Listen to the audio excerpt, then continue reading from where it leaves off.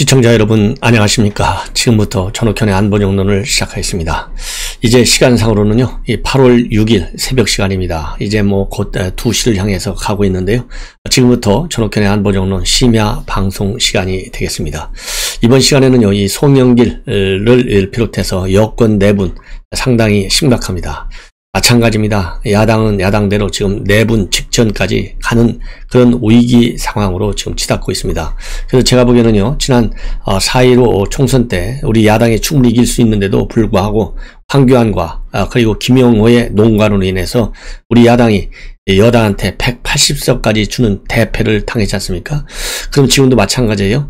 여당 대비 야당에 대해서 정권 심판론에 국민이 지금 어느 정도 국민의힘에 대한 지지도가 상당히 높아지고 있어요. 이런 상황에서 야권에서도 만약에 내분이 일어난다고 한다면 작년 4.15 총선 때와 마찬가지로 또 실패할 가능성도 있다. 이러한 저는 이 경고성 논평을 해드리고 싶습니다. 그래서 이러한 여러 가지 이 분위기를 여러분들께 잘 정리해서 보도해드리도록 하겠습니다. 먼저 여당의 내용은요, 바로 김여정이가 여당을 두 쪽으로 지금 쪼개놓고 있어요. 김여정이가 뭐라고 그랬습니까? 통신선 복구한 거 가지고 감히 남북 정상회담 이런 거 운운하지 말라. 그러니까 김칫국 먼저 마시지 말라, 이런 경고의 메시지를 냈고요. 그리고 통신선 복원했는데 가만히 있을 것이냐, 이제는 선물 내놔라. 그러면서 그 선물이 바로 주한미군과 우리 한국군 사이에 연합훈련을 하지 말라. 만약에 연합훈련을 하면 그야말로 뭐라고 그럴까요? 좋은 일이 없을 것이다. 희망이냐 절망이냐 둘 중 하나를 택하라. 이렇게 압박성 메시지를 내놨어요. 이러다 보니까 이것이 지금 현재 여당을 둘로 쪼개놓고 있다라는 보도가 나오고 있습니다. 자, 그래서요, 맨 먼저 이제 송영길 의원은 지금 현재 이제 대표잖아요. 그러니까 연합훈련은 연합훈련대로 해야 된다라는 공식적인 입장을 확실하게 발표를 했어요. 그럼 뭐라고 얘기했냐면 바로 어제입니다. YTN 라디오에서 한미동맹과 한미 간의 신뢰를 기초로 남북관계를 풀어가야 된다. 그리고 종국적으로는 북미관계를 정상화시키는 게 목표이 아니냐. 그러려면 한미연합훈련은 불가피하다. 그러면서요, 북미 간의 협상 테이블이 만들어지고 남북 간에도 협상이 다시 완전히 재개되는 경우라면 여러 고려할 요소가 있겠지만은 통신선을 막 회복한 것 가지고 연합훈련을 안 한다는 것은 어렵다고 본다.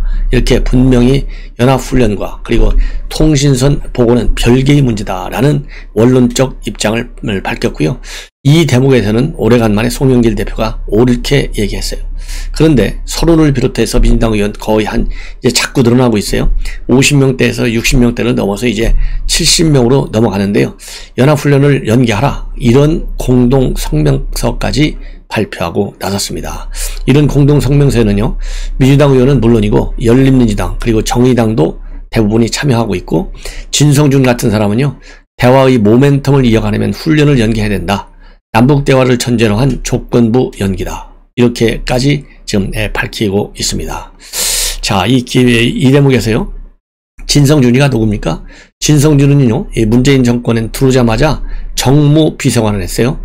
그러다가 이번에 이제 지난 4.15 총선에서 당선이 됐습니다. 그래서 사실은요, 진성준이가 한 얘기는 청와대 대변인이 한 얘기보다도 더 문재인 대통령의 얘기를 전달한다. 이렇게 보면 됩니다. 그래서요, 진성준이가 이렇게 훈련 연기하자 얘기한 것은, 청와대는 공식적으로는요, 청와대가 지금 훈련 연기하자 그러면 난리가 나잖아요. 벼락 맞잖아. 그러니까 무서워가지고요, 청와대는 문재인 대통령이 뭐라고 그럽니까? 여러 가지 요소를 잘 종합적으로 검토해서 신중히 결정해 달라. 이렇게 얘기하고 있잖아요. 여러 가지 요소를 잘 검토하라. 이 얘기는요, 여러 가지 요소 그거 거짓말하는 거예요. 딱 한 가지 요소예요. 김여정이가 얘기한 거 딱 한 가지만 고려해서 결정하라는 말인데 그렇게 얘기하면 안 되잖아요. 그러니까 마치 객관적이고 균형적이고 합리적으로 결정하는 것처럼 문재인은 쇼를 하는 거예요. 그래서 여러 가지 요소를 잘 고려해서 결정하라. 말은 그럴듯하게 멋있게 해요. 그러나 그 의미면은 지금 진성준이가 얘기한 거나 마찬가지예요. 그러니까 대통령이 김여정이가 그렇게 얘기했으니까 지난번에 대북전단 금지법 만드는 거 알잖아. 그런 것처럼 이번에 좀 훈련 좀 하지 말아봐. 이렇게 딱 하고 싶은데 그 얘기를 애둘러서 잘 좀 검토해. 그러니까 결국은 그 말 뜻을 알잖아요. 그러니까 진성준이 같은 문재인 대통령의 대변인이 딱 나타나가지고 그거 훈련하지 마, 연기해, 이렇게 지금 치고 나온 겁니다. 그러다 보니까 민주당이 지금 둘로 쪼개지고 있어요. 왜냐면 뭐 민주당 180석인데 지금은 줄어들어서 이제 173석인데요. 지금 거의 절반이잖아요. 한 70명 정도 되면 이렇게 해서 김여정이가 민주당을 두 쪽 내놨다, 이런 지금 보도가 나오는 겁니다. 이러니까 우리 국민의힘에서야 당연히 이거 뭐 대한민국 민주당이 김여정 하명부냐, 더군다나 이 개성내 연락사무소 파괴했잖아요. 그리고 우리 해수 공무원 피격시켰어요. 사망시켰잖아요. 이런 거에 대해서는 말 단 한마디도 하지 못하고, 이런 훈련까지도 눈치를 보는 이런 민주당과 이 청와대에 관해서 국민의힘은 지금 강력히 반발하고 있고요. 이 전문가들 사이에서도 이 연합훈련까지 김여정이 말 한마디 안 한다는 거, 이거는 말이 되지 않는다, 이런 비판이 지금 나오는 겁니다. 더군다나요, 이 훈련 문제는 지금 최근에 김정은이 집권 이후, 그리고 특히 김일성 정권 출범 이후부터 처음으로 말이죠, 노동당 규약에 뭘 만들었냐면요, 제1비서직을 신설해 놨어요. 그리고서 총비서의 대리인이다, 이렇게 규정을 했거든요, 당 규약. 그런데 여러분들 아시겠지만은 북한에서요, 당 규약은 북한 헌법보다도 상위의 규범이에요. 그러니까 이제 북한에서는 제일 센 게, 이건 헌법이 센 게 아니에요. 대한민국 헌법이 제일 세잖아요. 민주국가니까. 그러나 북한은 노동당 일당 독재국가예요. 사회주의 국가. 그래서 북한에서는 제일 센 게 김정은의 교시예요. 두 번째로 센 게 당의 유일적 영도체계 확립의 10대 원칙. 이것이 3대 세습체제로 이어지는 대원칙인 겁니다. 그 다음에 세 번째로 중요한 것이 노동당 규약이고, 네 번째가 헌법이에요. 그런데 이번에 노동당 규약에다가 제1비서직을 신설하면서 이거가 총비서의 대리인이다, 이렇게 규정을 해놨어요. 이걸 가지고 마침 이제 어제죠, 지난 3일이죠. 3일날 이 국가정보원의 산하연구소인 국가안보전략연구원에서 이 북한의 개정당규약 분석과 해설이라는 글을 논문을 썼어요. 이 논문에 보면 이번에 당규약을 개정한 것이 46년도 창립대회 이후에 총 10번째 개정이고요. 김정은 들어서는 세 번째 개정이다. 그래서 이렇게 제1비서직을 개정하는 걸 보면 이거는 상설직으로다가 제1비서직을 만든다기보다는 김정은이가 통칭 불능 상태에 올 경우에 대비해서 이러한 직위를 신설해 놨다, 이렇게 지금 분석을 하고 있어요. 그래서 혈통에 의한 지배력을 상당히 강화한 것이다, 이렇게 지금 분석을 하고 있습니다. 이 얘기는 뭡니까? 김정은이가 느닷없이 통치 불능 상태에 나타날 수 있는 것은 건강 이상이잖아요. 그러니까 김정은이가 작년 4월부터 건강에 상당히 이상하다, 이런 징후가 아주 분명하게 나타났잖아요. 그렇기 때문에 위기시대, 즉 유고시 대비 차원에서 제1비서직을 만든 건데, 이번에 그렇게 한편으로는 그런 이 당 규약을 개정해서 제1비서직을 만든 것도 있지만, 이번 규약 중에서요, 당의 이런 규약 개정에 따라서 나타난 또 하나의 중요한 것은 바로 뭐냐면요, 이 김정은 시대의 국가상, 그 당면 목표, 이런 것도 전부 제시가 됐어요. 그런데 이번 제시된 것 중에 우리가 주목할 만한 점은 핵 무력을 보유한 전략 국가를 기반으로 해서 경제 건설을 하자. 그래서 사회주의를 넘어서 공산주의 사회를 이루자. 이것이 김정은 시대의 비전 제시로 이렇게 지금 분석이 되고 있는데요. 여기에서 대남 혁명 논리도 지금 변경이 됐어요. 규약 서문에서 어떻게 되어 있느냐? 이 규약 서문에서요, 민족해방 민주주의 혁명 노선을 삭제하고 대신에 뭘 집어넣냐면 자주적이고 민주적인 발전 실현을 집어넣었어요. 이 얘기는 결국 뭐냐면요, 대남 혁명령의 본질적인 변화 없이 민족 해방에서 자주적 민주주의 혁명으로, 그리고 이거를 바탕으로 해서 민주주의적인 발전으로, 이렇게 용어를 상당히 순화시킨 거예요. 이 얘기는 결국 뭡니까? 우리 한국에 문재인 정권이 들어선 이후로 김정은 북한에 대한 경각심이 굉장히 줄어들었잖아요. 이 분위기를 더 느슨하게 해가지고 북한에 대한 경계의식, 대적 의식을 말하자면 없애려고 하는 거예요. 그래서 용어를 이렇게 민족 해방, 민주주의 혁명 이런 얘기를 싹 빼버리고 자주적 민주적 발전 이런 식으로 바꿔버린 거예요. 이 얘기는 결국 뭐냐면 향후에 핵 역량을 기반으로 해서 주한미군을 철수하고 그리고 한미연합훈련을 중단시켜가지고 한미동맹을 지속적으로 약화시키겠다. 이런 방침인 것으로 보인다. 이렇게 해석을 하고 있는 것이 바로 국가정보원 산하연구소의 해석입니다. 이런 것만 보더라도 얼마나 이 한미연합훈련을 없애려고 지금 난리를 치느냐 이거를 한눈에 알 수 있지 않습니까? 그럼에도 불구하고 민주당 의원들이 70여 명이나 이렇게 연판장을 돌려가지고 성명서까지 지금 내고 있는데 이거야말로 지금 북한이 어떻게 대남 이 전략과 전술을 은근슬쩍 바꿔가지고 이 대남 적화를 노리고 있는지를 지금 전혀 이해하지 못하는 무식의 발로다. 이렇게 저는 평가를 하고 싶습니다.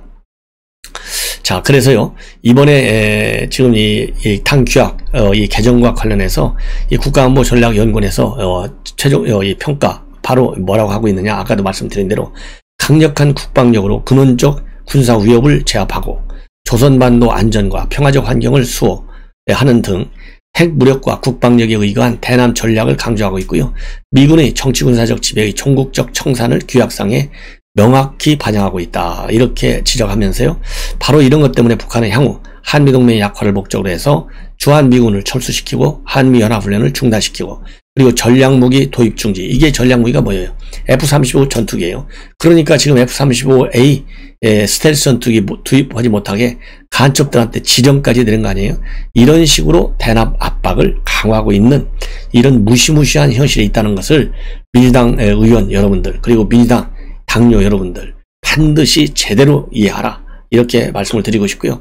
이 박지원 원장 이 국가안보전략연구원의 이 논문 꼭 민주당에 전해줄 것을 저는 당부드립니다. 그래야 대한민국 나라 조금 지키지 않겠습니까? 자, 이렇게 됐고요. 그 다음에 송영길이가 또 하나 지금 이렇게 연합훈련을 해야 된다 이런 옳은 얘기는 했지만요.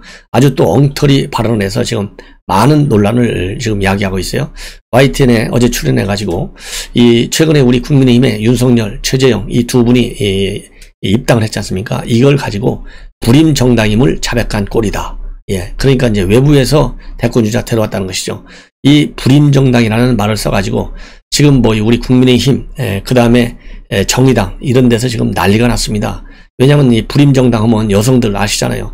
불임하는 분들 또 이 난임 때문에 고생하는 분들 얼마나 힘들고 합니까? 그런데 이런 불임 정당이라는 말을 써가지고 결국은 이 아픔을 겪고 있는 국민들에게 상처를 줬다. 폄훼했다. 이건 하나의 폭언이다. 이렇게 지금 정치권에서는 보고 있고요. 특히 윤석열 캠프에서도 입장문을 내놨어요. 이거는 공당에 대한 예의도 아니고 대한민국에서 난임 불임으로 고통받는 국민에게 상처를 준 매우 부적절한 행동이다. 발언이다. 그래서 공식 사과하라. 이렇게 밝히고 있습니다. 자, 이 정도가 되니까요. 그리고 이제 정의당에서도 논평을 냈어요. 결국 뭐냐. 송영길 대표의 비유는 심히 부적절하니 사과하라. 청년 정의당 대표도 최소한의 인권 감수성도 없다. 성차별적인 언어다. 이렇게 비판을 하고 있습니다. 여기에 대해서 송영길 다행히요. 유감이다. 앞으로 유의하겠다. 이런 입장은 내놓고 있습니다. 그러나 과연 어느 정도나 진정성이 있는 것인지 그거는 별도의 문제다. 예, 여기에 문제의 심각성이 있는 거예요. 자, 다음으로는요. 이제 윤석열 총장 국민의힘의 예상보다 상당히 빠르게 입당을 했고 윤석열 총장 엑스파일이다. 뭐 장모 사건이다. 이런 많은 네거티브 공세를 여권에서 집중적으로 제기하고 있지만은요. 지금 여론조사 나오는 걸 보면 전반적으로 여전히 이 고공 행진을 계속하고 있고 이재명이 됐든 이낙연이 됐든 압도하고 있지 않습니까? 그러다 보니까 제가 보기에는 그것이 가장 큰 원인이지 않나. 그래서요. 이제 공수처가 눈치를 딱 보고 나섰어요. 김호수도 눈치를 딱 보고 나섰어요. 공수처는 뭘로 그렇게 얘기하고 있느냐. 이 윤석열 총장과 관련해서요. 여러분들 잘 아시다시피 여권의 사회단체인 시민단체인 사법정의 바로 세우기 시민행동이 있어요. 이 사세행. 여기에서 말이죠. 윤석열 총장 최근에 15건을 집중적으로 고발했어요. 근데 15건을 고발했는데 두 개 사건, 즉 하나는 옵티머스 펀드 사기 문제에 관해서 부실 수사 의혹과 관련된 거, 그 다음에는 한명숙이 모해 의중 교사 방해 의혹과 관련된 거, 이 두 가지를 제외한 나머지는요 전부 대검에 은근슬쩍 이첩했다, 이런 보도가 나오고 있습니다. 이첩한 날짜는요 지난 7월 28일로 알려져 있고요, 단순 이첩했어요. 그래서 그동안에 고발했던 사건들이 결국은 공수처에는 딱 2건만 현재 남아있고 나머지는 전부 다 대검으로 넘겼다. 이 얘기는 결국 뭐냐, 이 공수처가요 지난 6월 초에 이 2건, 이 옵티머스 펀드 사기 부실 수사 의혹, 그 다음에 한명숙 모해 의중 교사 수사방해 의혹, 이 두 가지는 6월 달에 입건한 이후에 아직도 수사가 제대로 진도를 나가지 못하고 있고요. 여전히 2달이 지났지만은 고발인 조사도 하지 않고 있는 상황. 왜냐하면 이제 선거가 지금 이제 본격적으로 경선 구도에 들어가 있지 않습니까? 경선 국면에. 이러다 보니까 선거 개입 논란이 불거질 수도 있고, 자신이 없고, 그 다음에는 수사력에 자신이 없는 거예요. 공수처가 실력 없는 사람들만 데려다 놓은 거 아니에요, 이번에. 그러다 보니까 이게 어설프게 지금 야권에서 1위를 달리고 있고, 잘하면 이제 뭐 당선까지도 가능한데 김진욱 임기 3년이잖아요. 그러니까 불안하니까 수사를 안 하고 있는 거예요. 어영부영. 예, 이런 상황이다. 그래서 지금 이 고발한 당사자인 사세행 이 시민단체에서는요 김진욱이를 갖다가 직무유기 혐의, 왜냐면은 왜 이 검사들 그 라임 사건 이런 등등 검사들 이런 고발 사건을 무책임하게 검찰에 이첩했느냐, 이거는 직무유기다. 그래서요 직무유기 혐의로 김진욱 공수처장을 중앙지검에 고발할 것을 심각하게 검토한다, 이런 입장문을 지금 밝히고 있습니다. 그리고 김호수의 경우에는요 제가 어제도 이제 말씀을 드렸지만은 중앙지검에서 윤석열 총장 부인 김건희 주가 조작 사건에 대해서 대대적으로 수사를 쭉 하고 있는데요. 그래서 이 회계 전문가들, 그 다음에 계좌 추적 전문가들, 그래서 이 대검에 있는 또 이 수사관들, 그 다음에 국세청이라든가 뭐 이런 데에 있는 전문가들, 뭐 10여 명씩 대거 투입하고, 부장검사 2명이나 또 추가적으로 투입하고, 그래서 검사가 7명에서 9명까지 늘어났는데요. 이거를 최근에 다시 이 국세청에서 온 사람들 한 반 이상은 전부 다 원대, 반이 아니죠, 한 5명이 와 있는데 1명만 남기고 나머지 다 국세청은 원복시키고 있다. 이렇게 지금 보도가 나오고 있어요. 이걸 보면 중앙지검에서도 조사해봐야 첫째로는 별거 나오지 않는다는 거예요. 그러면 압박 차원에서 계속 수사를 해야 될 거 아니겠어요? 그런데 이렇게 이 계좌 추적, 이 회계 전문가들을 전부 원대 복귀시키고 원위치시키는 걸로 볼 때는 김호수도 이제 꼬리를 내는 것이 아니냐, 이런 해석까지도 지금 가능한 상황. 그래서요 지금 현재 문재인 정권, 그야말로 작년까지만 해도 추미애가 이 강력한 인사권, 그리고 수사 지휘권, 그리고 감찰권을 가지고 윤석열 총장을 흔들고 이 장관이 직접 개입하는 모양새를 지으면서 이 권력 실세에 대한 수사는 막고, 그리고 윤석열, 그 다음에 윤석열 가족, 이 수사는 세게 밀어붙였는데 이제는 이것이 이 김진욱과 이 김호수의 일종의 반란 현상이죠. 이걸로 인해서 뒤로 멈칫거리고 있다, 이렇게 보여집니다. 자, 이제는요 또 이 추미애 얘기를 하지 않을 수가 없어요. 왜냐하면 추미애와 관련해서 이 최재형 원장이 바로 어제 이 조국 사태, 그 윤석열 검찰 수사 잘했다, 그런데 추미애가 이 인사권을 행사하고, 그것을 가지고 인사권을 행사해가지고 이제 인사학살했잖아요. 그래가지고 결국은 검찰이 수사권 간섭하고 방해한 것밖에 되지 않는다, 이렇게 비판을 했어요. 그러니까 바로 또 치고 나섰습니다. 그래서 이 최재형 감사원장에 대한 얘기, 그 다음에는 또 윤석열 총장에 대한 이 비판 바로바로 또 내놓고 있습니다. 그래서 이 추미애의 이러한 입장문, 제가 이 심야 입장문을 다시 여러분들께 보도해 드리고자 합니다. 먼저요, 이 추미애가 이 최재형 감사원장의 이러한 검찰 방해를 추미애가 했다, 이 말에 대해서는요 참 너무 빨리 정치문이 들어서 안타깝다, 이렇게 얘기를 하면서요, 윤석열 검찰이 조국 가족 탈탈 털어가지고 인질극을 벌였는데 가족 전대미문의 수사를 했지만은 제대로 수사 나온 게 뭐가 있느냐, 이렇게 비판하고 있어요. 그러면서 윤석열 총장 스스로 대통령 곁에 이런 사람이 있으면 안 된다 라고 겨눴던 핵심 범죄 혐의인 사모펀드 문제, 여기에 관해서는 일찌감치 무죄로 드러났고, 급히 땜질 기소하듯 별건으로 기소한 자녀 표창장 위조 혐의가 지금 재판 중에 있다, 그러면서요. 그런데 그것도 오래전 교수 시절 일이지 민정수석 때의 직권남용과는 아무 상관이 없고, 물론 조국 본인이 보통 사람보다 더 나은 지위에서 혜택을 누린 것에 대해서는 보통 사람들의 청소를 헤아리지 못한 불찰을 사과하고 미안해하고 있다. 이것은 벌개다. 그러니까 뭐 조국 편은 들은 거예요. 네.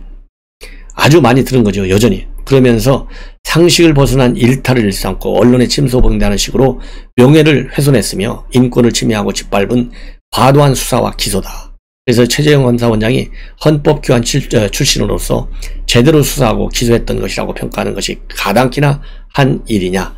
이렇게 최재형도 때리고요. 그 다음에 윤석열 총장도 또 때리고 있습니다. 예. 자, 이렇게 해서요. 예, 추미애답다운 이 논평, 입장문이 또 한 번 나왔다. 이렇게 보여집니다. 자, 이렇게 해서요. 이 중요한 뉴스를 정리해 드렸고요. 이 한두 가지만 더 말씀을 드린다면, 지금 현재 국민의힘 상당한 위기 국면 4분 직전까지 가 있습니다. 바로 어제요. 이 경선 주자들 제2차 회의가 열렸는데 거기에 빅3가 전부 참석 안 했어요. 빅3는 윤석열, 최재형, 홍준표잖아요. 그러니까 나머지 11명이 난리가 났어요. 이게 뭐 하는 것이냐. 그래갖고 완전히 이제 뭐 경선 버스 탈 사람들 다 탔잖아요. 이 나머지 대선 주자들이 그야말로 당을 개무시하는 거냐. 예, 이러면서까지 막말, 이러면서까지도요. 상당한 이 냉기류가 지금 형성이 되고 있다. 이런 보도들이 나오고 있습니다. 그래서 이렇다 보면은 특히 윤석열 총장과 이준석 대표의 이런 갈등 기류에 대해서요, 굉장히 우려하는 시각들이 이제 언론에까지 아주 대대적으로 지금 보도되고 있어요. 그래서 서병수 당 경선관리위원장은 후보 몇 분이 이유 없이 빠졌는데 지도부 패싱, 주도권 싸움이라는 표현이 나온다. 공개적으로 문제를 제기하고 있고요. 이 다른 경선 후보들이 당대표를 개무시한다. 정책 비전이 준비 안 된 후보에게 줄 서는 건 구태 정치다.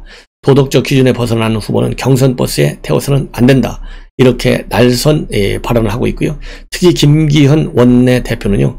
윤석열 총장을 딱 찍어가지고 예전에 잡힌 일정일 수는 있지만 여기서는요. 휴가가 있잖아요. 5, 6, 7, 8, 9일까지 휴가예요. 그러니까 이거를 비판하는 겁니다. 예전에 잡힌 일정일 수는 있지만 불참이 반복되면, 왜냐면은 윤석열 총장 1차 때도 안 나왔죠. 이번 2차도 안 나왔죠. 그 다음에 쪽방총 봉사활동에도 안 나왔죠. 이게 뭐 완전히 열받아 있는 거예요. 불참이 반복되면 국민들이 평가할 것이다. 이 국민이 평가한다는 얘기는요. 이준석 대표도 마찬가지로 얘기했어요. 그래서 지난번에 이 기습 입당, 빈집 입당 이런 얘기가 나오는데, 이걸로 인해서, 그리고 그 다음에는 이준석 대표가 15분이나 밖에서 이 윤석열 총장 입당, 이 지도부 인사하는데 이거를 15분씩 기다리게 시켰다. 이런 것 때문에 결국은 이렇게 이어지는 갈등이 아니냐. 이래서 지금 굉장히 국민의힘에서 결국은 윤석열과 이준석과의 리스크가 커지는 것이 아니냐, 이런 지금 비판이 나오고 있고, 이와 관련해서 윤석열 총장은 지난 4일날 언론 인터뷰에서 말이죠, 자기한테 압박을 한다 해서 내가 따를 사람이냐, 따를 사람이 아니다, 이렇게까지 또 응수하고, 이러다 보니까 이래저래 이 갈등 국면이 상당히 커지고 있고, 그래서 윤석열 총장은 국민의힘 입당 후 손절하겠다는 중도층 인사들을 붙잡기 위해 노력을 하고 있는데, 당 지도부가 쓸데없는 갈등을 부르는 행동을 하지 않았으면 좋겠다. 윤 총장의 노력에 방해가 돼선 안 된다. 이렇게 지금 불만을 표출하고 있습니다. 더군다나 윤석열 총장 측에서는 말이죠. 김진태 전 의원, 친박이죠. 강성 친박. 이 김진태 의원을 갖다가 검증 단장으로 시키려고 하는 것에 관해서도 굉장한 불만이 많이 제기되고 있다. 이렇게 지금 알려지고 있습니다. 그렇기 때문에 이래저래 이 기습 입당, 빈집 입당서부터 시작해가지고 지금 현재 이준석과 그리고 윤석열 총장의 기싸움 이상의 갈등이 확산되는 국면, 굉장히 우려스럽다, 이런 말씀을 드립니다. 이러는 가운데요, 지금 현재 최재형 감사원장 측에는 전직 의원 38명이 지지를 선언했다, 이렇게 지금 알려지고 있어요. 바로 이거는 이제 정의와 전 국회의장이 중심이 돼서 이런 지금 이제 성명 발표, 지지 성명까지 나온 것 같습니다. 그래서 대표적인 몇 분만 말씀드린다면, 여의도 연구원장을 지냈던 김종석 의원, 그리고 이 유일호 전 경제부총리, 그리고 청와대 비서실장을 지낸 허태열, 그리고 법사위원장을 지낸 여상규, 이 김용우 의원이야 이미 캠프 상황 실정으로 가 있고요. 이 외에도 길정우, 김기선, 김동완, 김성찬, 김재식, 문병림, 민병주, 박종희, 유재중, 윤명희, 이완영, 정호김, 정인봉, 조명철, 황인자 이런 분들이 이번 지지성명에 참여했다 이렇게 알려지고 있습니다. 자, 그리고요, 이러한 이 전직 의원들은 대부분이 대선 캠프의 자문 의원으로 참여한다 이렇게 알려져 있고요. 신상진, 이신범, 박상은 전 의원은 공동 자문위원장을 맡을 예정이다 알려져 있습니다. 자, 이렇게 해서요, 오늘 심야 방송을 통해서 여당은 여당대로, 야당은 야당대로 이 갈등 국면 이런 것들을 쭉 말씀을 드렸고, 특히 우리 국민의힘의 경우에 이준석과 그리고 윤석열 총장의 갈등 굉장히 우려스럽다 이렇게 제가 분석을 해 드렸습니다. 그리고 이 검찰과 공수처에서 윤석열 총장에게 꼬리를 내리는 이런 국면이 아닌가라는 그런 예측할 수 있는 이 조짐들이 나타나고 있다는 것도 함께 보도해 드렸습니다. 시청자 여러분, 이것으로 제 심야 방송을 마치겠습니다. 아무쪼록 편안히 주무십시오. 감사합니다.